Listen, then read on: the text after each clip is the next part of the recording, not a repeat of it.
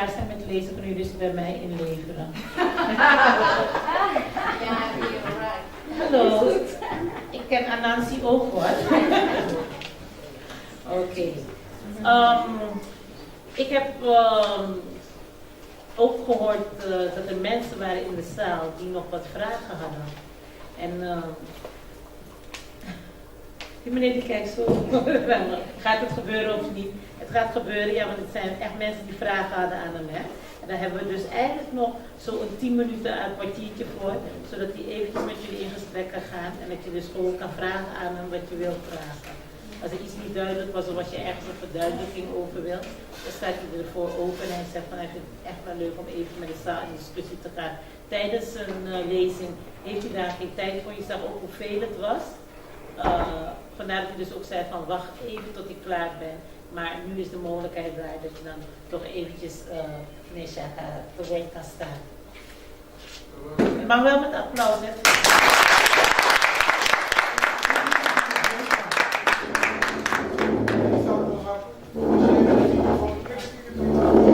Ja? Met de microfoon naar de mensen die vragen stellen.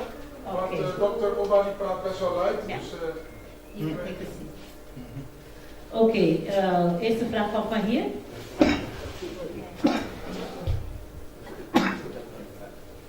Yeah, so you know, the point was we just wanted to see if people had questions or points that you want to make or anything. You know. I have a question. Well, you said all of what you said, but how can you practice the teaching of what you, the lecture that you said? Ja, vertel het, zeg maar in het Nederlands. Hoe moet je dat in je dagelijks leven toepassen? Yeah. Yeah. How do you practice in your daily life? How to apply your lecture in day-to-day life?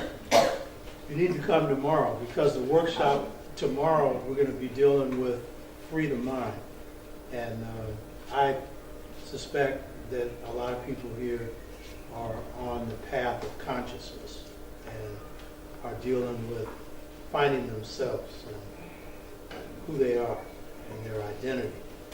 And so this will help with that because in my case, how do I apply this? I live it. But it's a process of an awakening. And in the liberation movements in the U.S. but around the world, some people underwent transformation. And that's an awakening. And some did not. And some were leaders and some were not. And if you look at movements that failed, very often the leadership did not undergo transformation. Or they only partially. So in my case, it's like, you know, when you see the light, it changes you know? And so it's constantly working on myself. But it's working on myself in terms of a knowledge of myself, but also working on my shortcomings. And so that's constant work. For example, we have a yard. I cut the grass and pull the weeds. My wife really has the skill, but I do the unskilled labor. But when I'm pulling weeds, I'm dealing with my character. So I'm looking at what this means in terms of me. Or I'm an archer. When I'm shooting at a target, I'm shooting at my weaknesses. You know? So, you know, it's constant work. It's constant work. And then it's physical, you know, in terms of taking care of your body. And it's spiritual in terms of working and cultivating your values. So it's lifelong work, and we all have work to do. I don't care where you're at, stuff to learn. And then a lot of reading. My wife will tell you I read all the time. Not all the time, but a lot. And that's just because it's my nature. But it's also, in terms of leading, you can't lead if you don't read. Now, if you're in a society where there's no reading, then it comes in other ways. So I don't put down oral societies because they're just as heavy as sometimes heavier than the written societies. But again, it's undergoing transformation through those oral societies. So reading is really important. And then finding people who know things you don't know. And you find them all the time in different places. And so it's tapping into them. Jonathan Clark, when we would talk, he said one of the things he was most sorry about is he didn't have people of his age to exchange with, because he was in his late 80s. But what he meant is he didn't have people on his level or higher, because John was always learning. But that was for a short period in his life. So it's just constant growth, constant work. And then being involved in something, doing something in your community. So I retired San Francisco State. I taught there for 33 years, and it was another 5 years of some stuff you do, and then I went back and taught for a couple more years. But I never planned to retire because I love teaching. But then I decided to because I have other things that's important, and one of the things is organizing. And I know that my best organizing was done when I put my full time into it. I didn't retire because I wanted to write, because I always wrote. And I always organized, but I wanted to put full time into it. So this project of setting up per-onks, this is my full time work. You know? So when Gloria called me to ask me to come here, that's the primary reason that I wanted to come. The week before I was in Grand Rapids, Michigan, setting up a per-onk. And these are like leadership training programs based on the best of our African traditions and new African traditions. And it's a way of passing this, because this is in all our communities. But we could lose this. So for me, part of it is being able to share what I have with other people, but then being able to learn at the same time. That's what this question and answer thing is. You got questions, but if you have ideas, I'd like to hear them. Yeah. I have another question on a topic that you didn't really discuss today, but it's a small thing that I saw on one of your videos on YouTube. It's about the counterintelligence program, or the intelligence program as a whole. What make you stay intact, like that you are not being attacked by the whole idea of J. Edgar Hoover with his counterintelligence program, while all the greats has been so-called defeated, right? Malcolm X, Martin Luther King, and members from the Black Panthers, or black people in general. And what make you survive this whole thing and counterattack his ideal? We didn't all succumb to it. We didn't all get defeated by the counterintelligence program. So that's the first thing. Mm-hmm. There are people that survived it. Yeah. And we always get the picture of the ones who were destroyed. And there were some big ones like Malcolm and King, and some key members of the Black Panther Party, Fred Hampton, for example, Bunchy Carter, Newton, yeah, all of them. King, yeah. Malcolm X could have possibly avoided his assassination. And he had a weakness. We all have weaknesses. And that's something that you have to cover.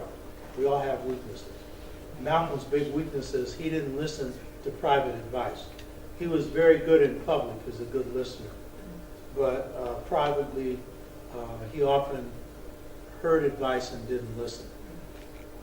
He had been told for the longest that Elijah Muhammad was doing things that wasn't right. He didn't listen.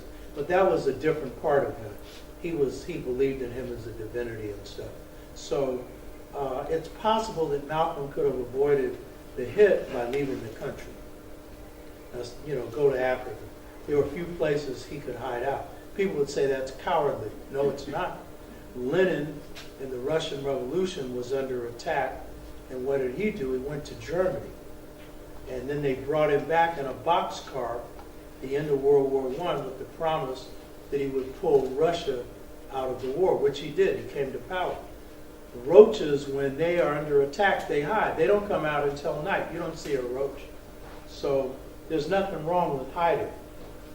It's called hit and run. It's guerrilla warfare. So maybe he could have avoided his hit. King would have been hard because he was real big, hard. In my case, I've had 3 assassination attempts run on me. One where 18 guys tried to clean me out. Another guy came to my house in martial arts, and we did martial arts together. He came with a 45 and a paper bag to kill me. I have no fear. But you can say that. You really don't know until you face death. And so that was the first thing. The guy's coming to shoot me. And so the first thing I'm thinking of, it's a millisecond because you got to do other things. I'm saying, am I in control? I say, yeah, no fear. That's real key because your opponent senses fear. And I talked him out of it. I got him to see that he was sent to kill me, but the guy that sent him didn't come. And I got real close to him. He had the gun in a paper bag. I said, well, I've got as much chance of getting to this gun as he does. We're trained in disarming people. Yes. And so I just pointed out to him, plus the guy that sent him, I saved his life from the police. You know what I mean? So he backed off.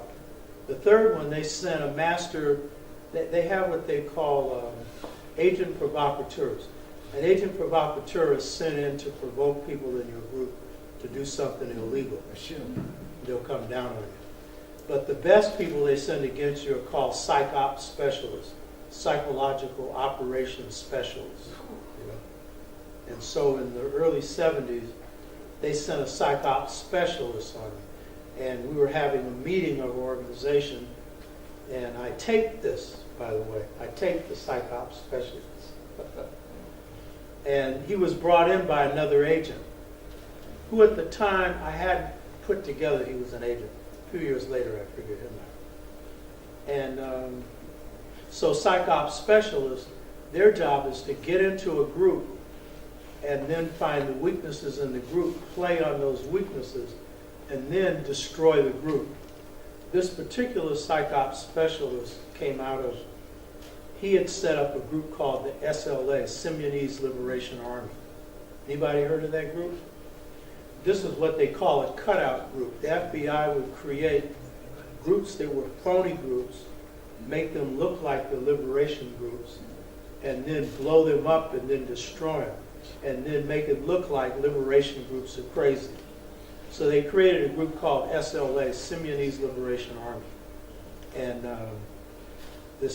the guy who came in, we figured out later, was a person who walked out of maximum security prison. They walked the guy out. Maximum security, you can hardly get in to visit people.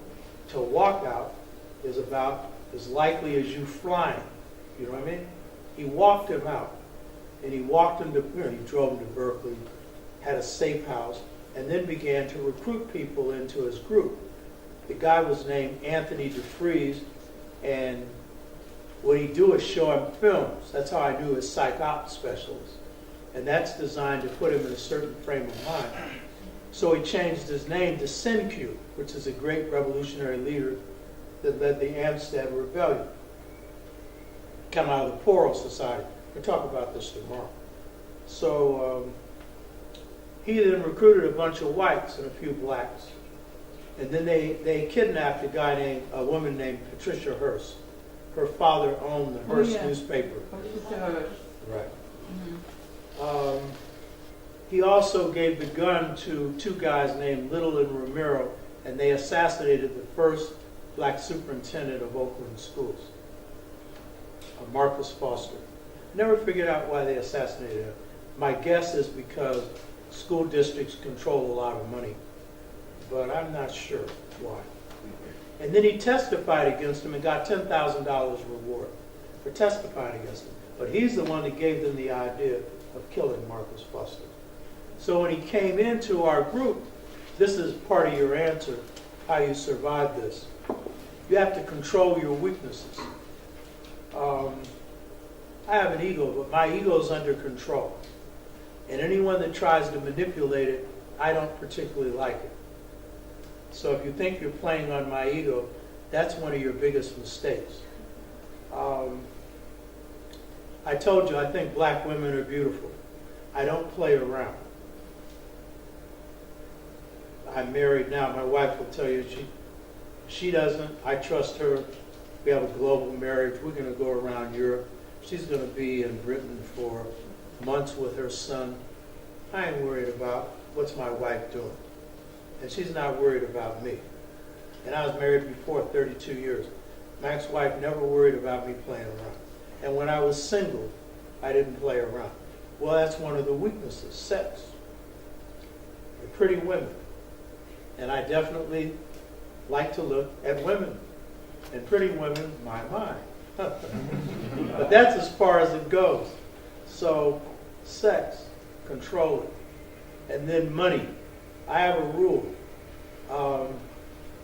Any movement I lead, I accept no pay for it. I've never been paid for any movement I lead, except when I formed Pan-African People's Organization, which is a group we have now. We run an independent black school. We fed 35,000 plates of food for 25 cents a meal. Did that for a couple of years. The group's done a lot of different things. Some of my best students lead the group.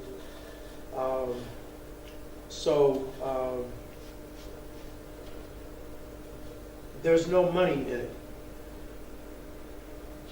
Now, when there's no sex, no money, no ego, you're out of control. Now, that's why they want to kill you, because Malcolm was like that. You know what I mean? That's why they want to kill you, because they don't. In fact, they've never tried to buy me off. They tried to buy Malcolm off because they had split him from the nation, so they thought he'd be angry, because they knew he was unviable. So that's part of it. So when they're sending somebody against you, they're sending them against your weaknesses. We all have weaknesses. We all have them.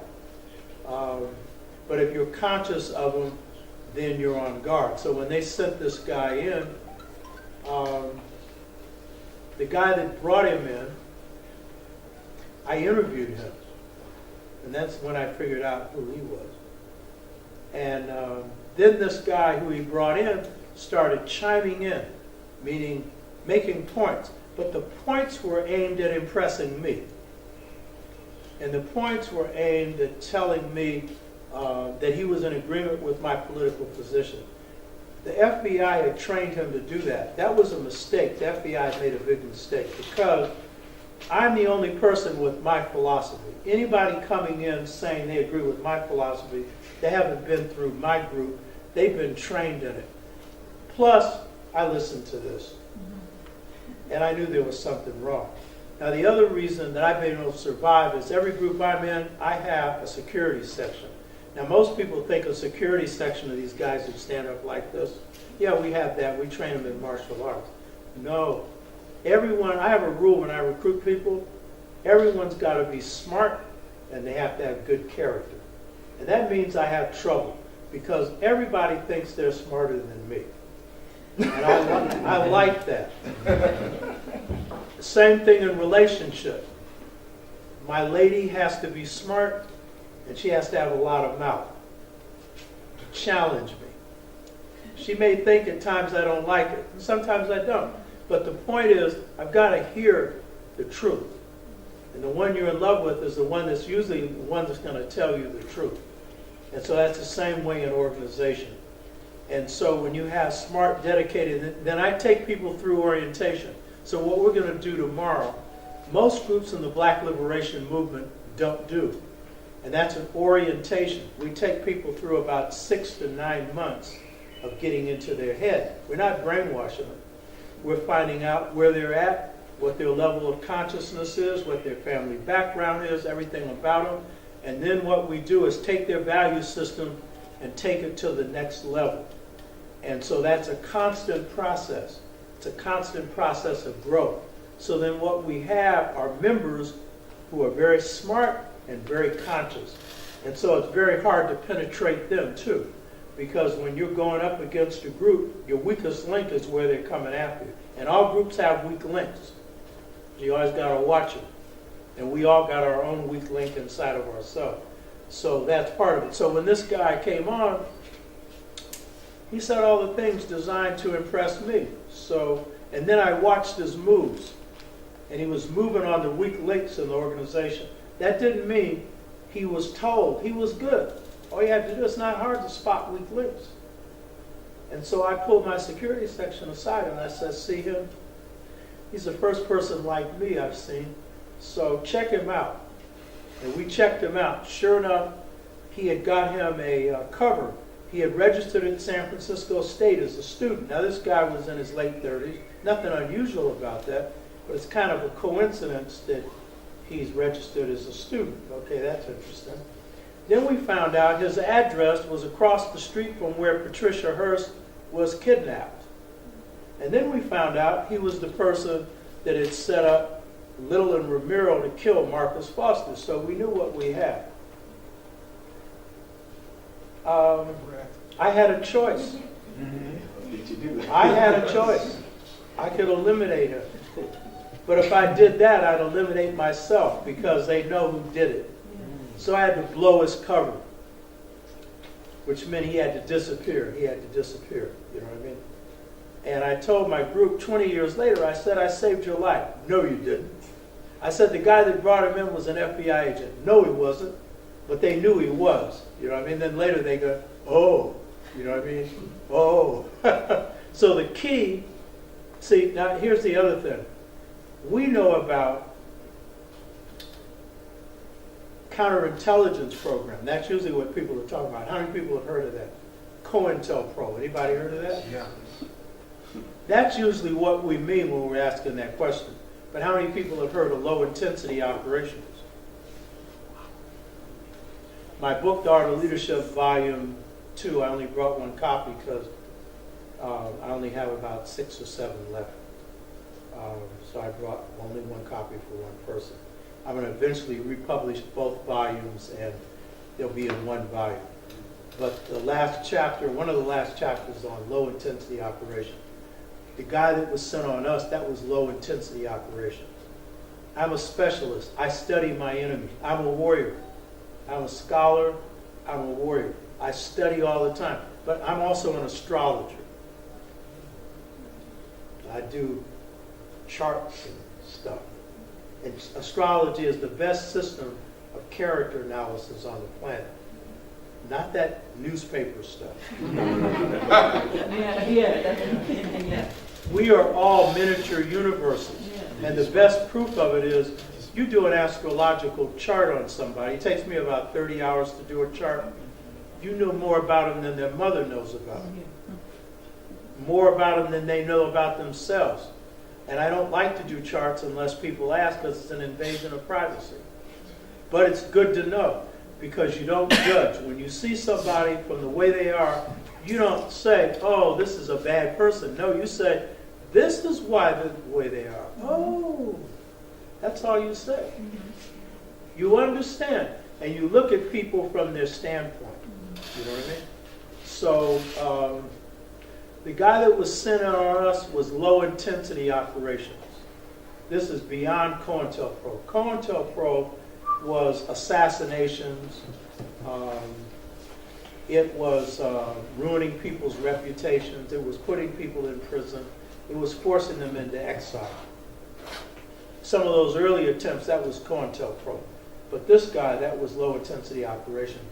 And I actually said, well, that's nice. They're showing me respect. They sent somebody good. You know what I mean? At least now the game's getting better. Because I also view this as a game. War is a game. And the thing is, it's winning. The thing is, you don't go down in this. You know what I mean? So it's knowing the thing. So low-intensity operations, this is something developed by a guy named General Kitson. I was in Britain after the Sixth Pan-African Congress. This was in 1974. And I found a reference to a guy named Kitson. And the book was called Low Intensity and Peacekeeping Operations. and he's the one that shaped low-intensity operations. He was a brigadier general in the British Army.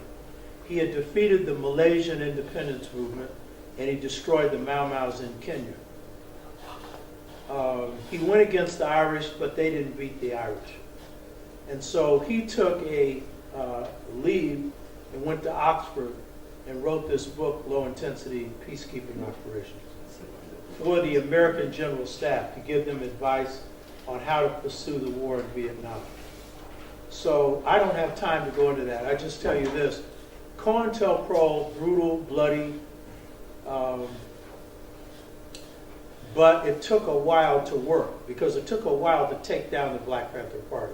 It took a while to take down the Black Liberation Movement. Low intensity operation is designed to get you at the early stage so that you don't go any further. So it's called low intensity operation because when it operates, you don't see it. So you have to be good at this to figure out how it works. So the bottom line is this. To be good at this, you have to be disciplined. You have to be constantly studying. You have to take yourself out of a situation. You've got to look at the group. I've always told that the groups that I'm in don't follow me, follow the truth. And just be open. And the chances are, you'll be able to handle it.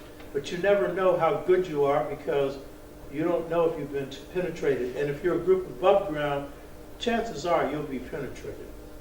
But if you're a group that lasts a long time, chances are you'll withstand it. Because in the United States, the intelligence agencies don't last a long time. The Americans are not good at intelligence. You could call it the Central Ignorance Agency. The CIA never penetrated the top level of the Russians. But the Russians penetrated every level of American intelligence. Right now, the Russians are all over the place in the U.S. And they're no longer a superpower. The Cubans are better than the Americans. In fact, the Cubans have the best intelligence agency in the world when it goes against the Americans. They were probably trained by the Russians, but Castro managed that. But the U.S. is not good at long-term stuff. I have Pan-African People's Organization. I have people been in it for 40, 50 years. They're not going to lay in your organization that long, unless you've got 1 million people. So I can be fairly sure that when my back's covered, that's the one group I know that's got my back covered. Because they went through orientation, they went through a transformation, they practice what they preach, and they're doing it all the time. And they've been doing it for a whole lot of years. And they're good at different things. Some are good at business, some are good at education, some are mathematicians, they're different things. They all have their own skills. So orientation is a key thing. A group has to have an orientation process that works transformation of consciousness. And that only works with getting the people's heads and values and work, because people don't change unless they work. They got to be involved in the movement. It's not just reading something. You got to be involved in something. Work for your people. So it's a lot of different stuff. We're smarter than they are, but we have to be disciplined enough to practice what it is we're good at. The Panthers went down in part because some of the leadership that started off good had poor discipline. I'll say it, Huey, poor discipline. Bobby was good, and Bobby just didn't get the backup that he needed. But Bobby Hutton was real good, and they moved on him. And the chapter in Chicago. Fred Hampton. Yeah, Fred Hampton. The chapter in Chicago didn't have the kind of discipline system in terms of intelligence, but they were very good at organizing, and that's why they took him out, because he was unifying the gangs with the Black Panthers, the Blackstone Rangers, thousands of them. He formed an alliance, and so that's why they went after him. He was in his 21, 22. Brilliant. Sata Shakur was good. And fortunately, proof the pie's in the pudding, she's in Cuba. It's my favorite. Yeah, she's a beautiful sister. They busted her out of maximum security confinement. Nobody knows how it was done. And it was the Black Liberation Army and the Weather Underground white. They come out of SDS, Student for a Democratic Society. They were white revolutionaries. So those two groups did it. How they did it, I don't know. Busting somebody out of maximum security confinement is about the hardest thing you can do. She is one beautiful sister, and she's under maximum protection of the Cuban government. And I don't think the Cubans will ever give her up. No, but never. And that book, Asata, how many people have read it? Anybody read it? Asata? It's a classic. You should read it. ASSATA. Some people are writing it down. Beautiful, beautiful sister. There's a film, a sister, a Cuban filmmaker did on her. Make You Cry. It's beautiful. Any other questions? Yeah, that's another question. For example, sometimes a country reject people to come in. The Dutch did it last year. Are you free to go in any country you want, or are there some countries who reject you for coming in? I don't understand what you mean. What's the question? Some countries don't take activists Okay. in. Do you have that problem with countries? No. I'm probably not high profile enough. Somebody like Kwame Ture was banned from Britain, or Farrakhan has been banned from Britain, from parts of the Caribbean. I don't have that problem because I'm not as high profile. Probably the main reason. But don't you think that the CIA or FBI are still spying you? Maybe. Probably. See, part of the question of how do you do this, I think that the two highest orders in life, the highest orders, God and then love. These two things. Now, next to God and love, I want you to hear this, is strategy. Strategy. Strategy. Do you know what strategy is? Anybody know? Strategy. Huh? What is strategy? Anybody know what strategy is? Way to protect yourself. Anybody else? Long-term vision. Anybody else? Strategy. Huh? Finding ways to achieve your goal. Yeah, I think it's a strategy. I don't know what's in the dictionary by definition. I think it's a method of conducting. A platform, how to overlook, how to actually achieve your goals. There's many, it's a difference between tactics and strategy or maneuvers. Exactly. What's the difference? I cannot tell. Okay, the difference is strategy is your overall objective. Tactics are how you get there, step by step. So your overall objective. So I would say the main reason why I survived this, I'm a strategist. I do strategy. There's a great military strategist, he's Chinese. Some of you have heard of him. Sun Tzu. There are many translations on the art of war. The best one is the Chinese translation. I had a brother who became a Yoruba Babalao. Very beautiful brother. I think he's passed because I can't reach him anymore. And I used to be a professional football player. Big shoulders. And then he was road manager for Janet Jackson, Michael Jackson's sister. And he played saxophone. And I'd go to him for readings sometimes. He didn't live too far from me. And he had a Buddha when you come into his house. Very peaceful, you know. And he smuggled out of Stanford University a copy of Sun Tzu for me. It was a Chinese translation. It's the best translation that I've read. And this is one example of strategy.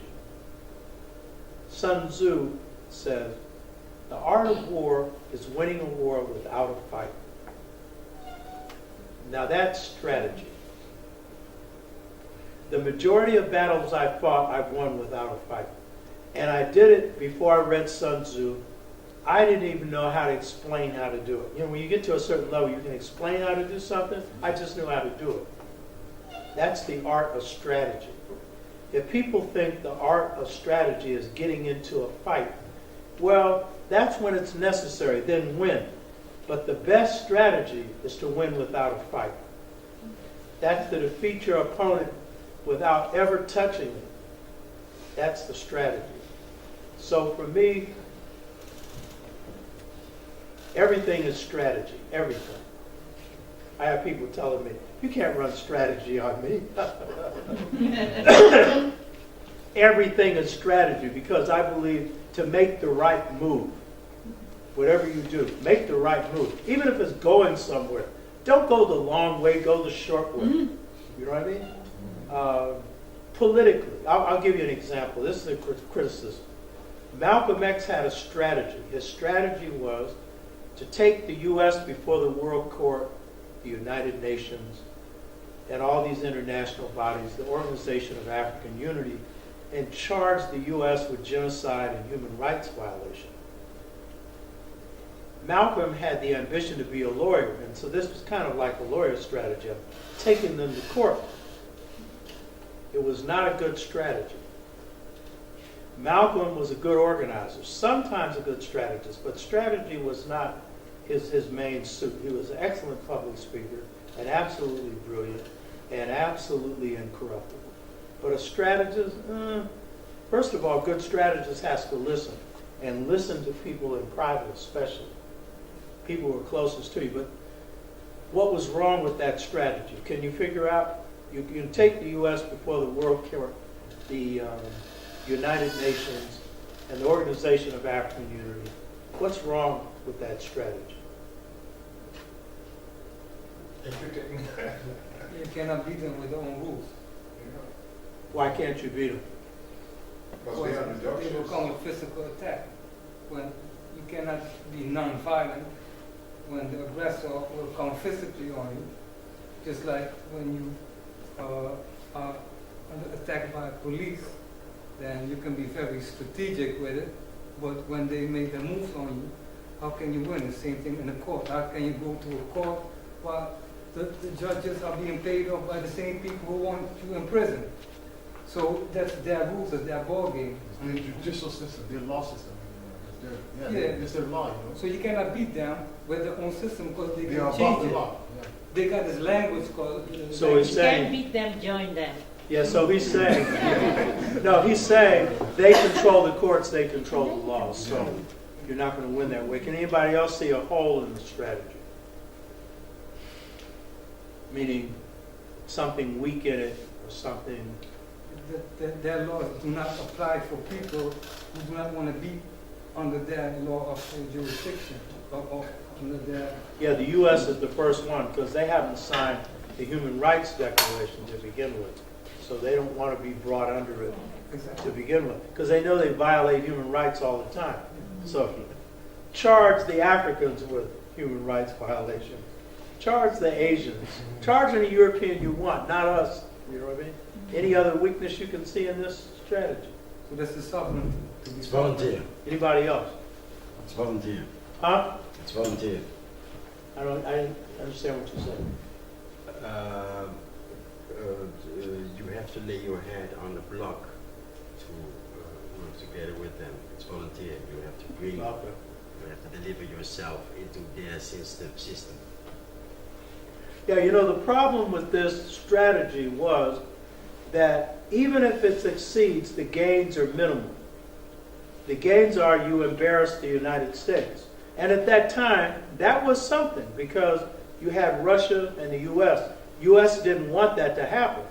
So they, you know, other things could happen as a result of that. But the end result is, best you could get is embarrassment. That's the result of it.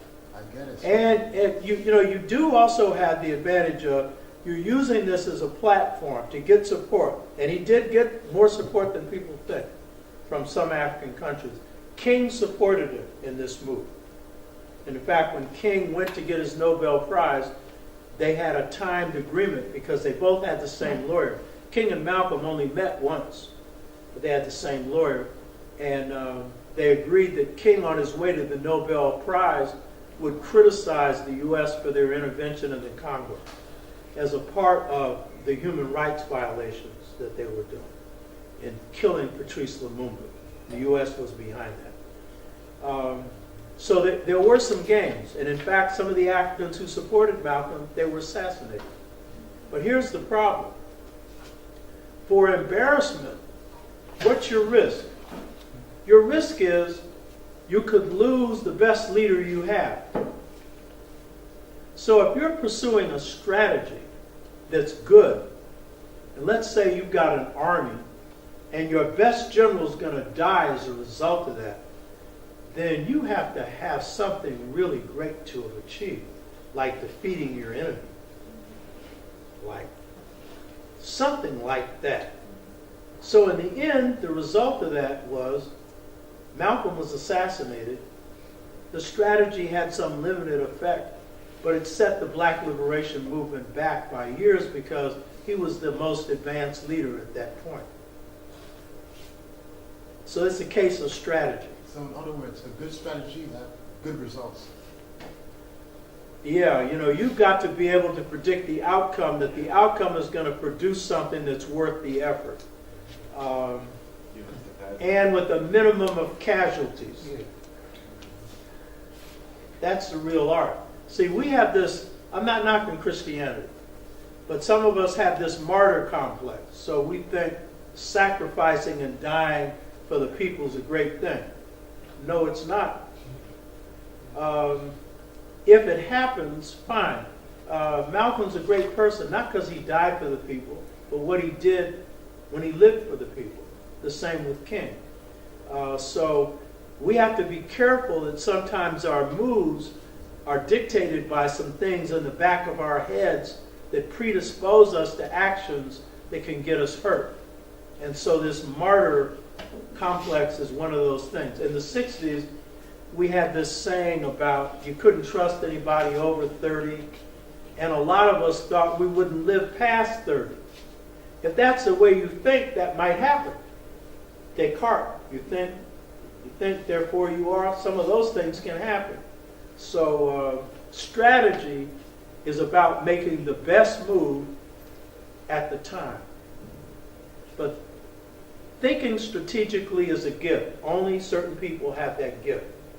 And so in the East, they have a real value for strategy in the East.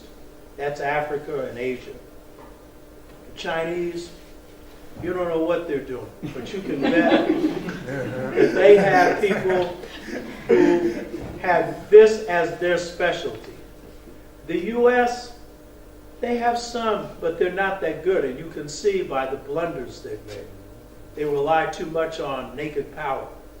So strategy, you can't train a person to be a strategist, like you can't train a person to be a singer. In the West they do, but you have to have the talent to sing. You cannot train a person to be a singer. You either can sing or you can't. Yeah. You can polish the singing. With most black people, it ruins them to go to school to learn how to sing because it's natural for us. You know what I mean?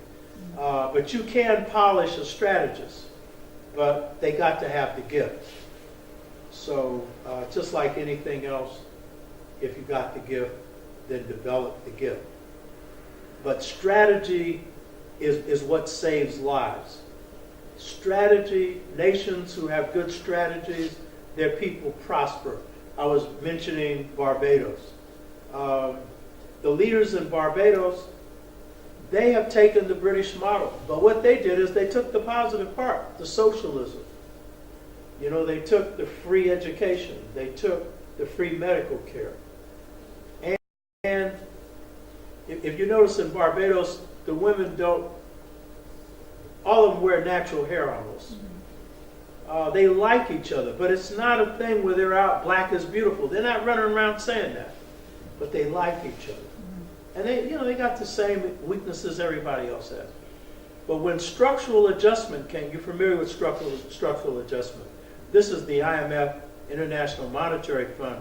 They go into Africa, they go into Asia, the Caribbean, and if you're going to get aid, the condition is you have to do what we tell you to do. And structural adjustment is you have to turn everything over to private business, which means you got to sell your country off.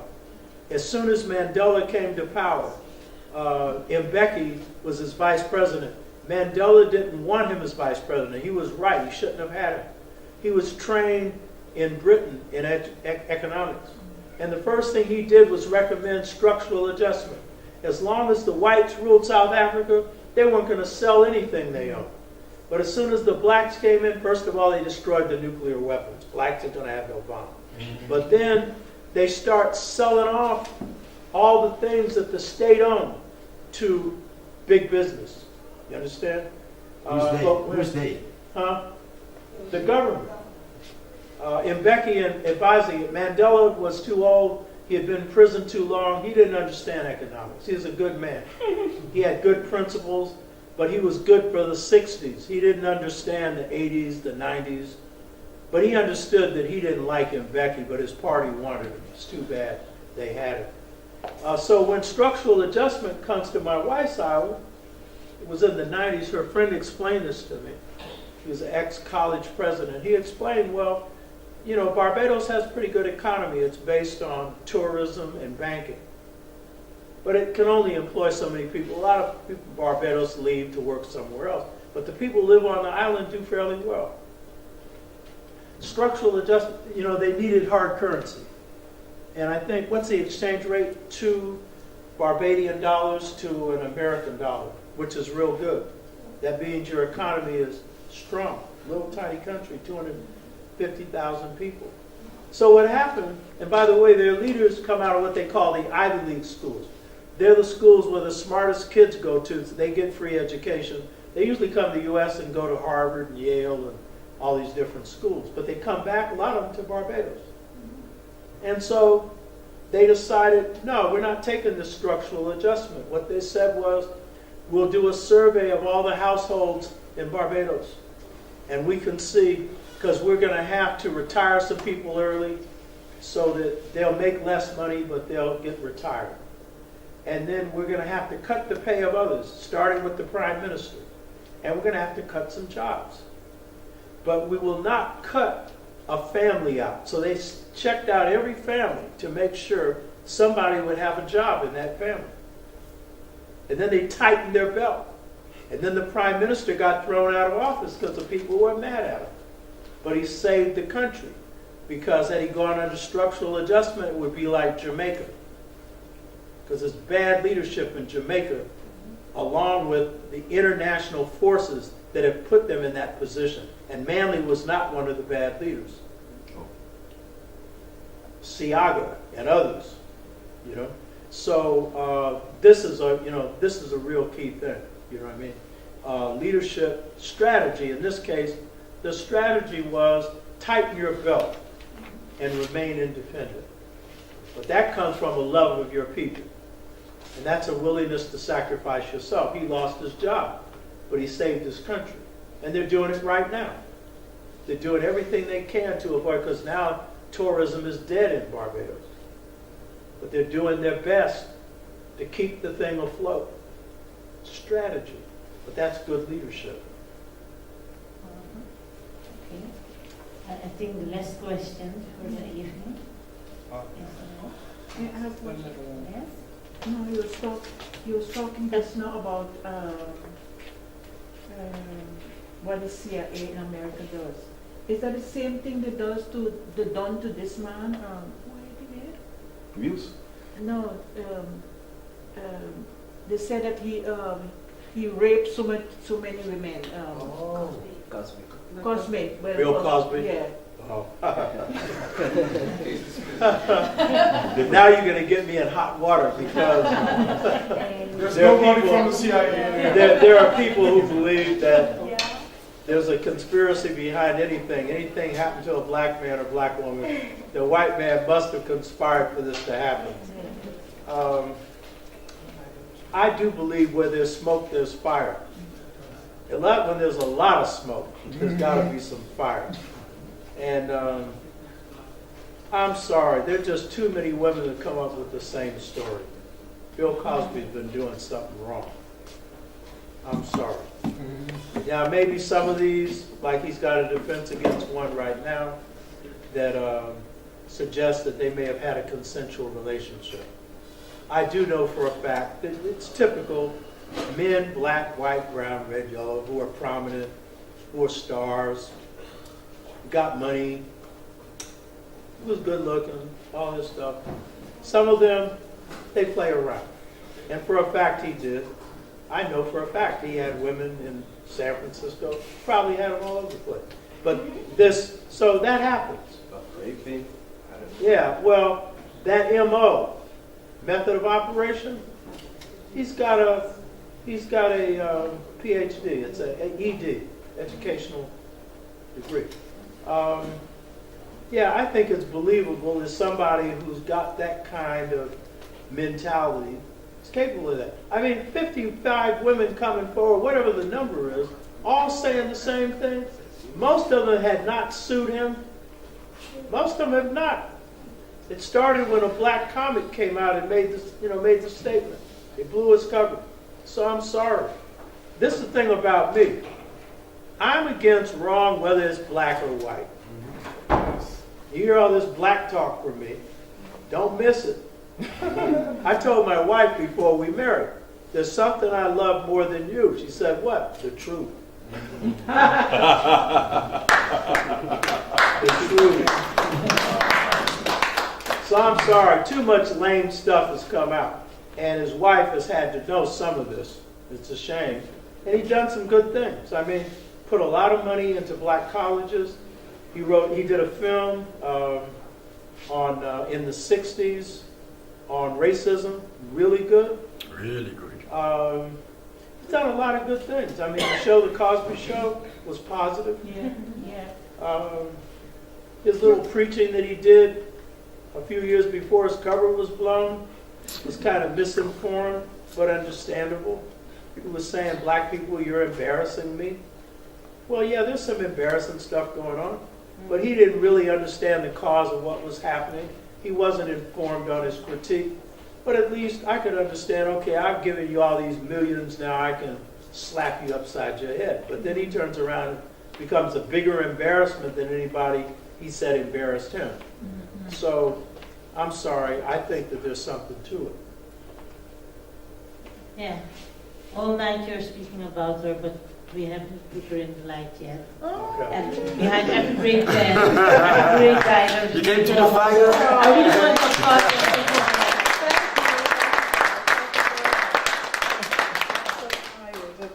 Long jet lag trip. Yeah, it's been lovely. Thanks for coming. You're taking him away. Yes, because I know for a fact, because I spoke to two of you, that she's part of you as you are part of her, and that's why you have your strategy getting you so far where you are now.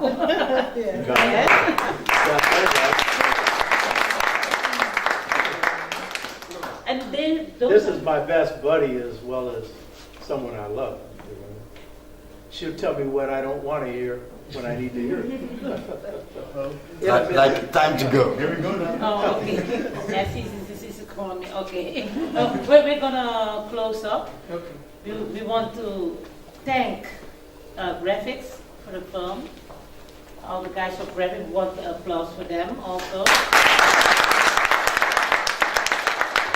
The organization of Masanga for bringing this fabulous guy over. I need to say that, it's just my opinion. So, I want to thank the artists for your performance.